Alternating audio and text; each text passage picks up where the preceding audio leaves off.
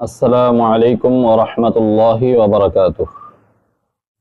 নাহমাদুহু ওয়া নুসাল্লি আলা রাসূলিহিল কারীম, আম্মা বা'দ। আলহামদুলিল্লাহ, নামাজি মুসল্লি বৃন্দের জন্য, যারা 5 ওয়াক্ত নামাজ জামাতের সাথে আদায় করেন, এ সমস্ত ভাইদের জন্য জরুরি একটি বিষয় আলোচনা।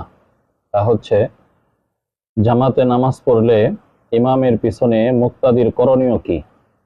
জামাতে যদি নামাজ পড়ি, তাহলে ইমামের পিছনে আমি মুক্তাদি হিসেবে আমার কাজ কি, আমার কর্তব্য কি, কি কি কাজ আমাকে পালন করতে হবে, কি কাজ আমার করণীয়, আমি কি কি কাজ করব এবং ইমামের কি কি কাজ, কি কি দায়িত্ব জামাতে নামাজরত অবস্থায়।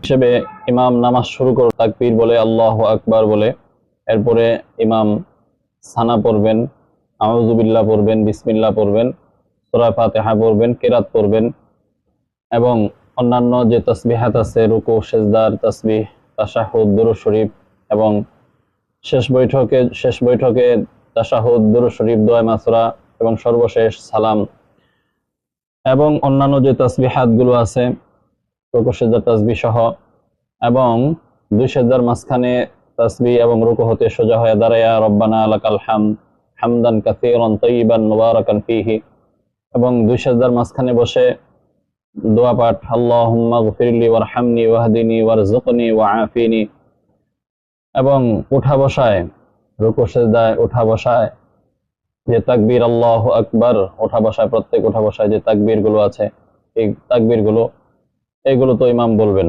এখন মুক্তাদি হিসেবে আমার করণীয় কি এবং কি কি কাজ আমার কর্তব্যে ন্যস্ত থাকবে ইমামের পেছনে নামাজরত অবস্থায়, ইক্তেদারত অবস্থায়।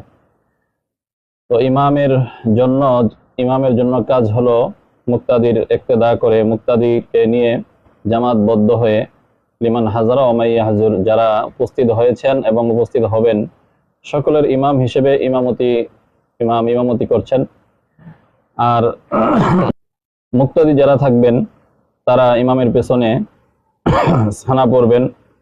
সানা পড়ে যদি ইমামের কেরাত যদি উচ্চস্বরে হয়, অর্থাৎ জাহরি কেরাতের নামাজগুলো হয়, যেমন মাগরিব, ইশা, ফজর, তাহলে ইমামের কেরাত একেবারে মনোযোগ সহকারে ইমামের কেরাত শুনবেন, শ্রবণ করবেন, কোনো কিছুই বলবেন না। কেরাত জাতীয় কোনো কথা, যেমন সূরা ফাতিহা এবং অন্যান্য যে সূরাগুলো ইমাম পড়ে থাকেন, এগুলো কোনোটাই মুক্তাদি বলবেন না এবং পড়বেন না। আর যদি সিররি কেরাত হয়, যেমন আসরে এবং জোহরে সিররি কেরাত হয়,